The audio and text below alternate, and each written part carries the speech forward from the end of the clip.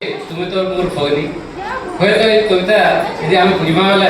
फगुन मास ठीक आसुचे आउ यदि वाला आपन विवाह वार्षिक हेइचे आपन केनता मैडम को कथा कहउले से ऊपर नेगरी कविताटा आपन कहउछन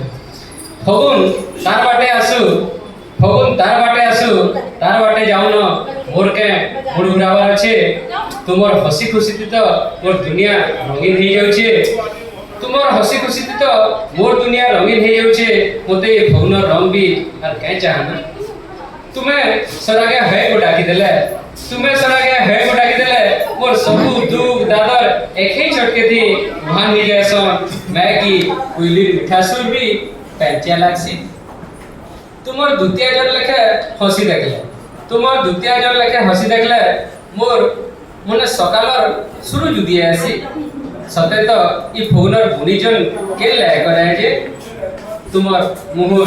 आगरे तुम्हें आले भमर माने भी तो बाट भटकी आछन तुम्हें आले भमर माने भी तो बाट भटकी आछन ई आंगुरे धले फटे नै होय तुमर महकनर मारे बोलिया धुकाती लाजे शर्मी जीवा बोलिया धुकाती लाजे शर्मी जीवा पनक भी तुम्हें लहरे देले पल्सार सुंदरीपन सेमेलर लाली मली मालतीर धोक किरकिर हसी सब तो तुमर नयका खेची ही रही छे मुई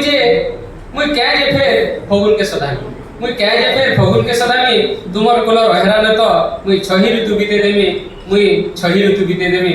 धन्यवाद।